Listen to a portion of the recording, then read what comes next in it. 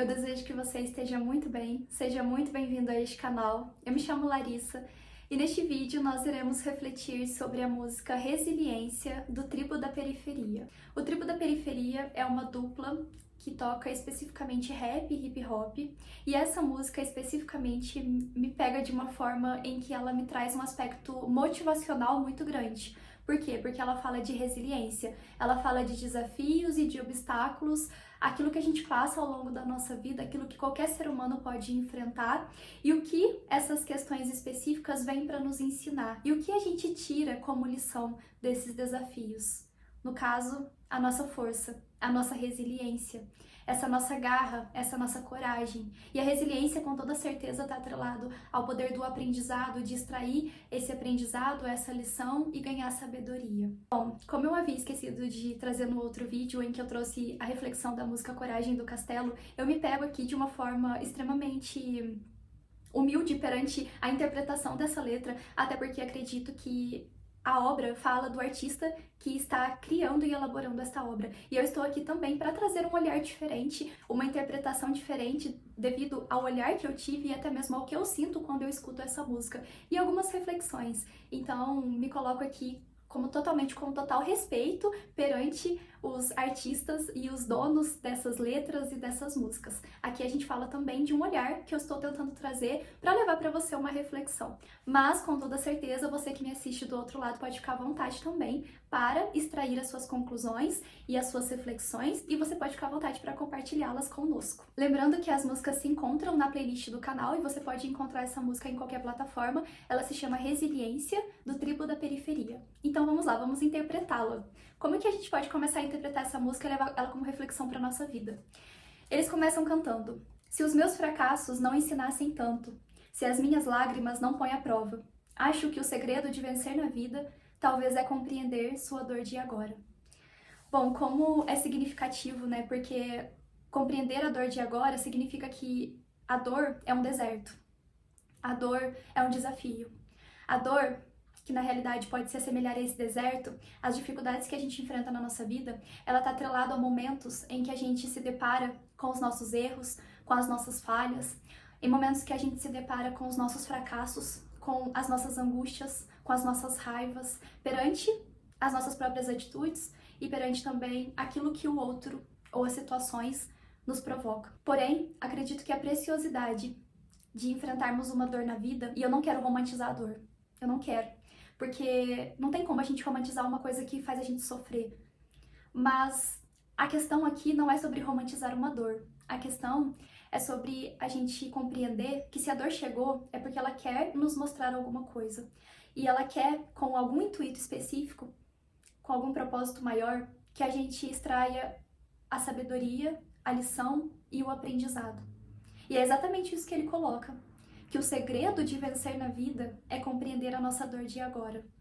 E muitas vezes, que perspectiva será que a gente vai lidando com o fato de vencermos na vida? O que é vencer na vida, né? E o que é vencer na vida para você? Será que muitas vezes vencer na vida é de fato a gente enfrentar uma dificuldade e após essa dificuldade a gente sair com resiliência? E o que é resiliência? Será que a resiliência não seria a gente sair mais forte? E essa força, ela não está atrelada à força física. Essa força, ela está atrelada à força do nosso espírito e da sabedoria e da lição que a gente adquiriu dessa dor que nos mostrou. E para a gente adquirir essa lição e essa sabedoria, a gente precisa passar por esse deserto e encarar de frente essas nossas falhas. É assumir os nossos erros, é assumir os nossos fracassos, é assumir os nossos medos. E durante o processo do deserto, durante o processo da dor, é muito difícil que a gente consiga levar para dentro do nosso coração que essa dor, ela veio para nos mostrar algo. É desafiador, é sofrido. Muitas vezes o que a gente mais quer é fugir. Muitas vezes o que a gente pode fazer é ficar nos questionando. Por quê? Por que esse sofrimento? Por que essa dor? Por que essa prova? E até mesmo como um processo de comparação. Mas, de fato, o segredo da gente vencer, e vencer significa transpor os nossos obstáculos, e transpor os nossos obstáculos significa fazer isso no nosso tempo, com a nossa consciência e do nosso modo. E isso não significa que lá na frente a gente não vai ter outro. significa basicamente, de uma forma extremamente metafórica, que é como se a vida fosse uma espécie de um jogo, em que nós temos aí várias etapas, várias fases, vários ciclos, porque a vida fala de ciclos. E nesses ciclos, a gente falha e a gente acerta e a gente finaliza para que a gente possa dar começo a um outro. Ou seja, nessa transição de um ciclo para o outro, a gente só vai para um outro diferente porque a gente passou por algum. E nessa transição é que a gente compreende o poder da resiliência, que está atrelado ao poder da lição que a gente extraiu daquele local e daquela situação.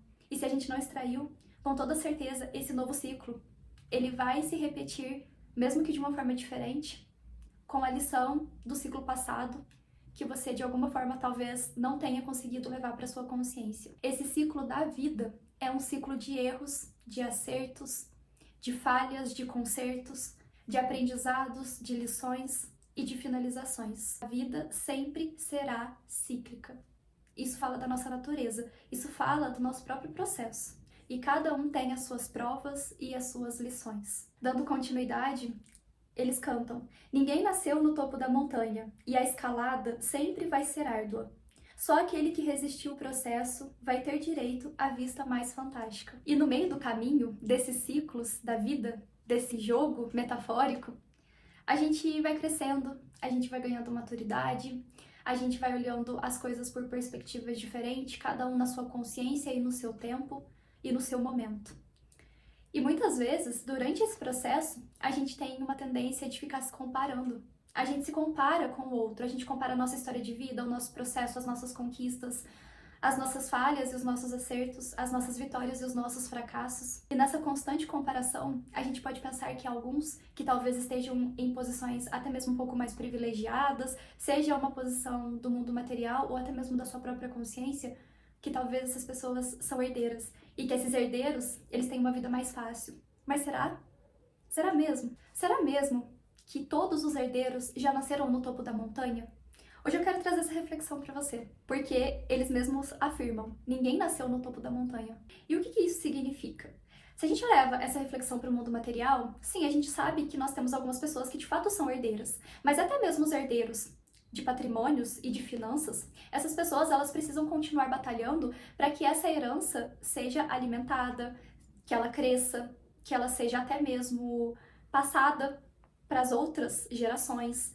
Ou seja, até os herdeiros precisam batalhar e precisam continuar escalando essa montanha. De fato, no mundo, algumas pessoas nascem com situações até mesmo socioeconômicas e materiais diferentes uma da outra. Nós sabemos que nós vivemos desigualdades e isso é muito claro. Mas quando a gente fala da nossa essência, quando a gente fala dos nossos aprendizados, até mesmo o herdeiro, ele não tá no topo da montanha. E o que seria o topo da montanha? Será que a gente tem apenas um topo da montanha na vida? Se a gente for levar essa perspectiva para uma análise até mesmo do plano espiritual, talvez esse topo da montanha seria a passagem. Talvez o topo da montanha é aquela vista bela em que talvez já não seria dessa dimensão, seria de outra. Mas como somos seres humanos, vamos pensar nessa realidade de agora. Estando agora encarnados na vida material, na vida prática como seres humanos, será que ao longo da nossa vida a gente não pode lidar com vários topos da montanha? Será que a gente não consegue conquistar várias coisas diferentes ao longo da nossa vida? É porque muitas vezes a gente totalmente deposita o topo da montanha a uma conquista material. Mas se a gente pensa na essência do ser humano, até o que está no topo da montanha, socialmente e materialmente falando, não necessariamente encontrou o topo da montanha da satisfação emocional. Por isso que no fim das contas, ninguém nasceu no topo da montanha. Porque muitas vezes a gente quer conquistar o topo da montanha da vida profissional e da vida material e da vida financeira. E a gente deve. E a gente preza por isso, porque estamos vivendo um mundo terreno. Mas, ao lado do topo da montanha, profissional e financeira e material, como que tá o topo da montanha das nossas emoções? Será que a gente se encontra satisfeito? Será que quando, mesmo no topo da montanha financeira, quando a gente se encontra de fato no topo de uma montanha com uma vista bela, com um paraíso, emocionalmente e no espírito, a gente se encontra satisfeito? Será que o topo da montanha seria toda a sabedoria durante essa escalada, que é uma escalada árdua? Como que é esse topo da montanha para você? Você tende a comparar a sua montanha com a do seu amigo? Nós temos montanhas diferentes ao longo da nossa vida a serem escaladas. E essas montanhas, elas não são somente as montanhas das conquistas profissionais e financeiras e materiais. É a montanha da nossa própria evolução. A escalada dessa montanha, da nossa evolução e do nosso progresso, que é sofrido e dolorido, é árdua. E não dá para comparar montanhas. Não dá para colocar montanhas em pé de igualdade. Porque até se a gente pensa numa perspectiva reencarnacionista, para pessoas que têm essa visão e têm essa crença, se você se identifica, você sabe que para além dessa montanha, dessa vida, nós temos outras também. Então nós temos tantas reflexões sobre a montanha da nossa vida. E até mesmo quando a gente chega nesse topo, se a gente pensa nesse topo como, por exemplo, a nossa passagem e o nosso fim nesta encarnação, até do outro lado da montanha nós teremos aprendizados, até do outro lado da montanha a gente continua trabalhando, porque até no mundo espiritual a gente trabalha nessa perspectiva. Então, ninguém de fato nasce no topo da montanha. A gente chega no topo da montanha e nós temos diversas montanhas a serem escaladas ao longo da vida, porque nós passamos por ciclos. Mas a gente chega nesse topo de forma diferente, com os nossos aprendizados, com as nossas lições, com as nossas dificuldades e com as nossas facilidades. A minha montanha não vai ser igual à sua, que não vai ser igual ao do outro. Então não dá pra gente comparar o nível de escalada, o progresso, a rapidez ou a lentidão. E essa vista fantástica do topo da montanha, cada um vai apreciar de uma forma diferente. Pode ser que agora, nesse momento, tenha alguém no topo da montanha apreciando, olhando uma vista fantástica e não necessariamente essa pessoa esteja satisfeita e esteja plena e esteja agradecida por esse topo da montanha. Até porque isso também é subjetivo. Às vezes você chega no topo da montanha e tudo que você desejaria era que você tivesse alguém ali com você. E no escalar dessa montanha, você vem dando valor para as pessoas que estão ao seu redor? Ou você está simplesmente convicto de que você precisa escalar essa montanha para chegar no topo dela? E quando você chegar no topo dela, você sente que você terá aproveitado todo o percurso? E se um dia você chegar no topo dela e aquela pessoa que esteve com você durante o percurso, ela não estiver também lá na frente? Porque talvez você não deu tempo suficiente para aproveitar o teu momento com ela. Esse topo da montanha e essa reflexão é com o propósito de você levar para sua vida como que você vem lidando e acolhendo e vivendo com as pessoas que estão ao seu lado. Porque muitas vezes, nessa ânsia de chegar nesse topo da montanha, a gente vai esquecendo cada detalhe dela. Cada pedra difícil de ser escalada, ou até mesmo uma flor que a gente pode encontrar no meio do caminho. A gente esquece o cotidiano, a gente esquece o mais simples e às vezes o mais belo de escalar o topo da montanha. E nesse escalar da montanha, a música vai dando continuidade. O melhor peixe é o que você pesca, a melhor caça é a que você caça. O alívio vale o seu suor da testa, porque o que vem de graça é mais sem graça. Isso nos fala muito sobre como que é satisfatório o sentimento de progresso. E hoje eu gostaria de deixar uma pergunta para você. O que é progresso para sua vida? Nessa comparação entre montanhas, você tende a comparar o seu progresso com o do outro que está à sua volta? Mesmo sabendo que muitas vezes pode ser que você tenha enfrentado desafios diferentes dessa montanha, você tende a comparar o progresso da sua vida? Seja esse progresso da sua vida material ou até mesmo do seu espírito. O que é progresso? E o que é para você chegar nesse topo da montanha? Porque a gente sabe que para a gente chegar no topo de uma montanha, muitas vezes, nós temos ajuda. Essa ajuda pode ser qual for. Mas essa parte da música, ela fala também sobre como é satisfatório a gente poder lidar com o reconhecimento e com o resultado das nossas próprias atitudes. Quando ele diz, o melhor peixe é aquele que você pesca. Por mais que às vezes tenha sido muito desafiador você pescar esse peixe, por mais que você tenha ficado horas ali para pescar esse peixe, como é satisfatório você pescar o seu peixe? A melhor caça é a que você caça. Vou trazer um gancho para essa letra. Não sei se você já ouviu isso ou se você já falou isso. Muitas vezes, Quando a gente faz uma transição de vida, a gente sai da casa da família e começa a viver a nossa vida sozinho, né? Ou até mesmo ali o jovem, quando ele começa a trabalhar num jovem aprendiz, é muito comum que a família diga: ah, agora você vai dar valor no seu dinheiro, porque você vai saber o que é você ganhar um salário com o seu próprio suor. Não sei se você já escutou isso. De fato, quando a gente trabalha todo mês corrido e no fim do mês a gente recebe o nosso dinheiro vindo do nosso próprio suor, o valor que a gente confere a esse dinheiro é um valor de muito mais satisfação. É um valor de fato, a gente passa a valorizar o trabalho, a gente passa a valorizar aquilo que a gente dá de nós mesmos para ir atrás das nossas conquistas. Mas hoje eu quero trazer uma reflexão para você sobre esse ideal de progresso. Para além dessas questões que foram trazidas, a gente também tem uma perspectiva muito de carregar a ideia de progresso baseado naquilo que nos foi passado sobre o que é progresso. Ou seja, se o seu pai ou a sua mãe ou quem te criou na sua vida falou para você que progresso, por exemplo, é você ter um salário de 30 mil reais por mês, pode ser que hoje, se você não se encontra nem perto de realizar esse ideal de progresso, talvez você se sinta fracassado. Mas será mesmo que o ideal de progresso que te foi passado é o que você realmente crê? Será mesmo?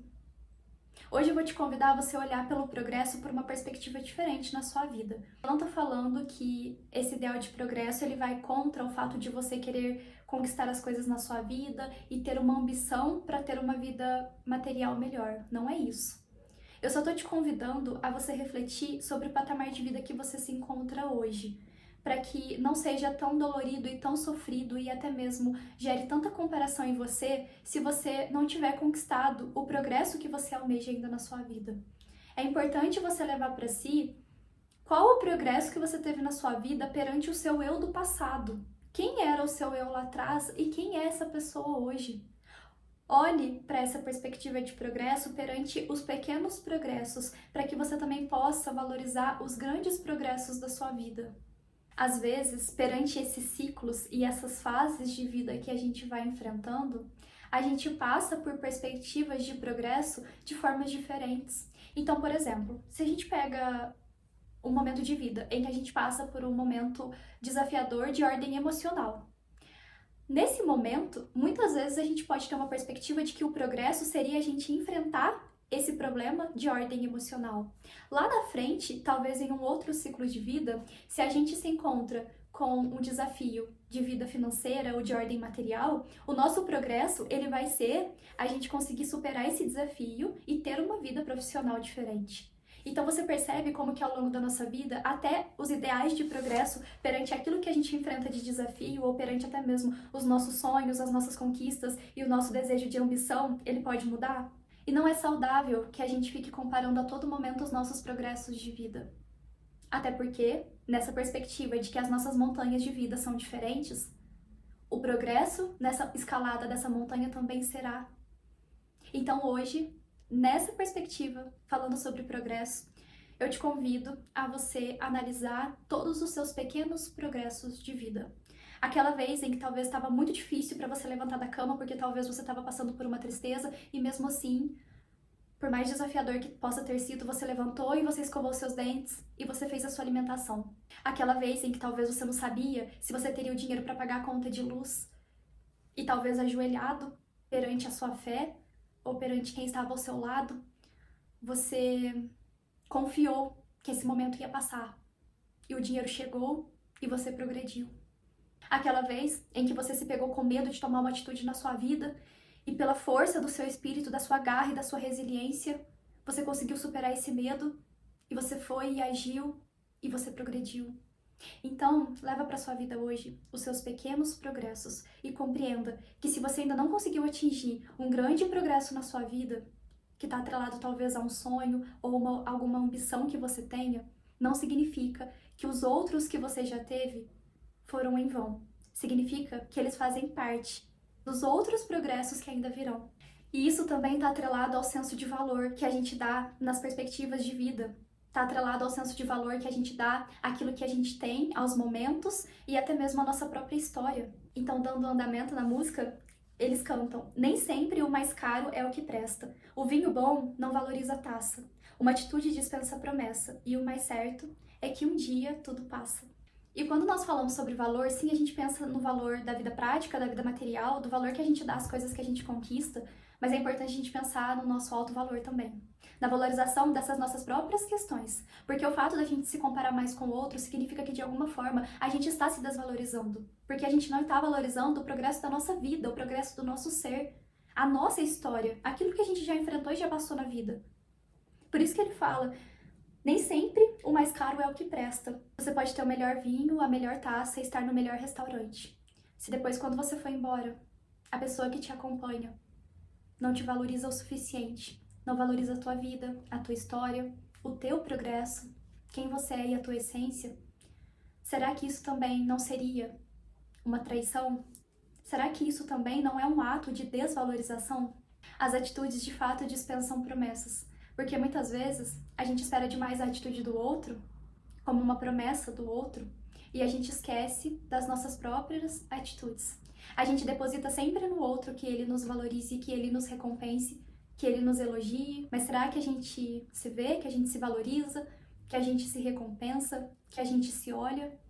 Muitas vezes, se valorizar é reconhecer que talvez aquela pessoa em que você está depositando toda a capacidade de valorização e de reconhecimento, ela foi colocada no seu caminho para que você aprenda a se valorizar, para que você aprenda a se reconhecer e reconhecer também o seu progresso e a sua própria montanha. Reconhecer a sua montanha e também a origem da sua montanha. E eu quero já dar um gancho com a próxima fala. Logo eu, filha de Dona Iniesse, cria das ruas do Agreste, Deus que me dera isso aqui, agradecer pelo sol, os dribles da vida cruel, de hoje sempre tem o melhor pra mim. Quando ele fala filho de Dona Iniesse, cria das ruas do Agreste, muitas vezes a gente olha para o nosso progresso e pode ser que a gente tende a esquecer de onde a gente veio, as nossas origens. Talvez com quantas donas Nieces que eu esteja me comunicando, ou quantos filhos de Dona Nieces que eu esteja me comunicando. Talvez a Dona Niesse que é dona de casa, que trabalha no lar, que tá na correria de São Paulo, que tá no Nordeste, que veio da zona rural.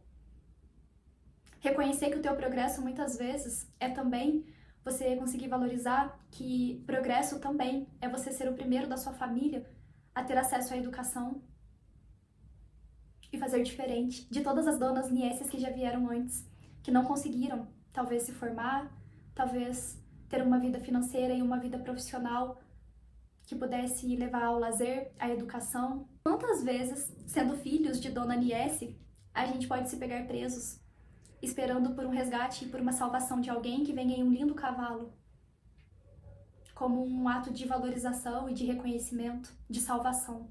Sendo que muitas vezes, esse cavalo que a gente espera chegar até nós mesmos para que ele nos resgate, talvez esse cavalo seja o nosso poder interno. Talvez esse cavalo, que a gente espera a salvação de um príncipe ou de uma princesa em cima dele, talvez essa vinda, essa salvação, ela está dentro da gente. Essa força que a gente carrega. Não somente a nossa, mas até mesmo das outras gerações que passaram. Da própria história das donas Nieces que vieram antes. Como que hoje você vem depositando a sua salvação no outro? Como se houvesse alguém para te valorizar e te resgatar, sem se dar conta que muitas vezes a valorização está em você reconhecer esse animal de poder que habita dentro do teu ser.